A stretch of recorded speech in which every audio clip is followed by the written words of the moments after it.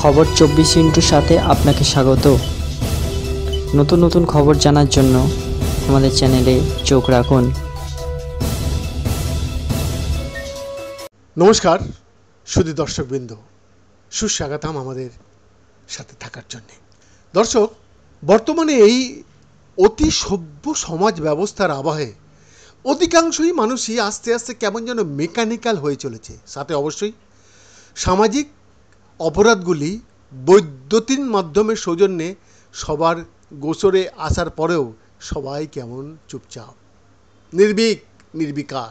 আজ চোপড়ার ঘটনার আবহে বাংলাবাসী কেন এত চুপচাপ সেটা অনেকেই জানেন ও বোঝেনও বটে। প্রায় 80% অসহায় দিন আনা দিন খাওয়া বাংলাবাসী জলে বাস করে কুমিরের সাথে শত্রুতা না করাটাই সমীচীন মনে করে থাকে এবং সেই মনে করে থেকে বেবাক নির্বাক দর্শক ও শ্রোতার ভূমিকায়। তবে জননেত্রী নির্ভয়া বাংলার মা কিন্তু তার বেয়ারা সন্তানকে শাসন করেছেন, সেটা সত্যিই ভীষণ সময়োপযোগী। তবে এই মুহূর্তে বাংলা তথা ভারতবর্ষ জুড়ে রাজনৈতিক ব্যক্তিবর্গদের লোকসভা, বলা যেতে পারে অষ্টাদশ লোকসভা ও রাজ্যসভায় গঠনমূলক দেশের তথা সম্মানীয় সাংসদদের নিজ নিজ ক্ষেত্রের উন্নয়নের আলোচনা না করে কেবল আক্রমণ ও প্রতি আক্রমণের মাঝে সময় কিন্তু পেরিয়ে চলেছে। এর পরিণাম কিন্তু ভয়ঙ্কর হতে চলেছে। দেশের সার্বিক উন্নতির জন্য যে রাজনৈতিক ক্ষমতা আপামর বাংলাবাসী তথা ভারতবাসী নিজ নিজ সাংসদদের দিয়েছেন, সে তাদের আবেগের সাথে বিশ্বাসঘাতকতা করাটা একেবারেই কিন্তু সমীচীন নয়। কিন্তু বিড়ালের গলায় ঘণ্টা বাঁধবে কে, সেই তাদের উদ্দেশ্যে আমাদের আকুল আর্তি।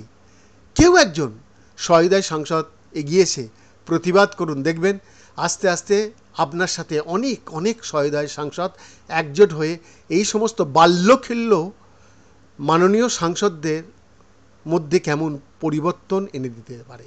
এবার সামাজিক শোষণ, অত্যাচার, অবিচারের অজস্র ঘটনা দৈনন্দিন জীবনে শুনতে শুনতে অভ্যস্ত হয়ে গেছি আমরা। তবে আমাদের যে অবস্থা, জলে বাঘ ডাঙায় কুমির।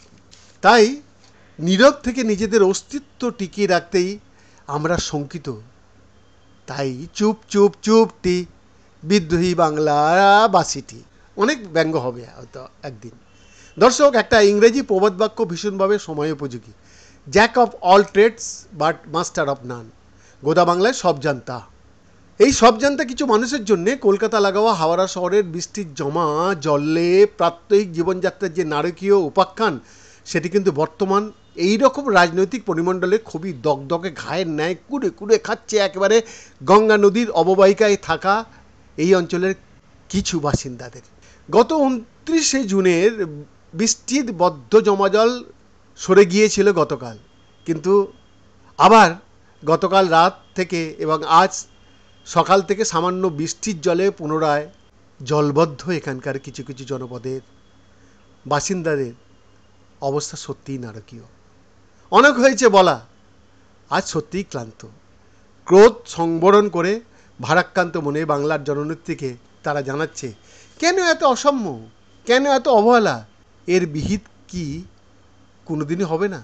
তাই শেষ করছি দুটি লাইন দিয়ে, সব ঠিক হয়ে যাবে। এই কথাটাই ভীষণভাবে আঁকড়ে বেঁচে আছেন এখানকার অসহায় বাসিন্দারা। Bureau report.